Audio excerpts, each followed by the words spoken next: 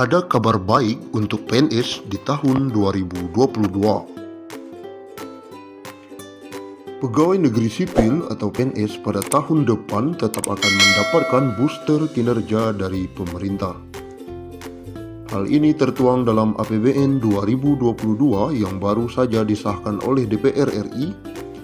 Di antaranya adalah tunjangan hari raya dan juga gaji ke-13 yang tak pernah absen diberikan bahkan saat keuangan negara seret akibat pandemi COVID-19. Pemberian THR dan gaji ke-13 diharapkan dapat membantu konsumsi para abdi negara, sehingga berdampak bagi pertumbuhan ekonomi terutama untuk konsumsi rumah tangga. Namun, untuk besaran kedua booster tersebut tentu tidak akan sama seperti sebelum terjadi pandemi COVID-19. Apalagi keuangan negara masih tersendat akibat pandemi yang tak kunjung usai.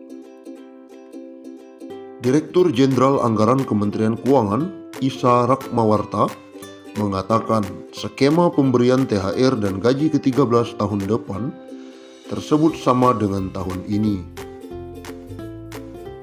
Di dalam RAPBN 2022, kebijakan untuk THR dan gaji ke-13 saat ini sama dengan tahun 2021. Tahun ini, para abdi negara menerima besaran THR dan gaji ke-13 hanya menghitung gaji pokok dan tunjangan melekat saja. Sedangkan tunjangan kinerja tidak masuk dalam hitungan. Dari pemangkasan tukin yang ada di THR dan gaji ke-13 tahun ini, pemerintah bisa menghemat anggaran 15 triliun.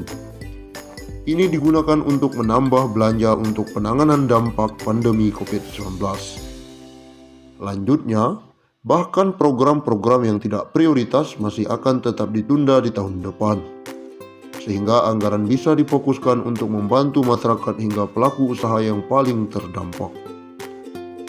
Kita masih harus mengantisipasi masalah kesehatan terkait COVID-19. Selama masih ditetapkan sebagai pandemi, pendanaan kegiatan-kegiatan untuk mengatasinya banyak harus disiapkan negara. Begitu juga kebutuhan pendanaan untuk mengatasi permasalahan sosial ekonomi yang ditimbulkannya, tegas Isa. Bagaimana dengan gaji yang akan naik di tahun 2022? Menteri Pendayagunaan Aparatur Negara dan Reformasi Birokrasi atau Menpan RB, Cahyokumolo menegaskan dirinya belum bisa berkomentar lebih jauh terkait hal ini. Pasalnya, saat ini kondisi keuangan negara masih dikonsentrasikan untuk pembangunan infrastruktur kesehatan dan layanan sosial akibat dampak pandemi COVID-19.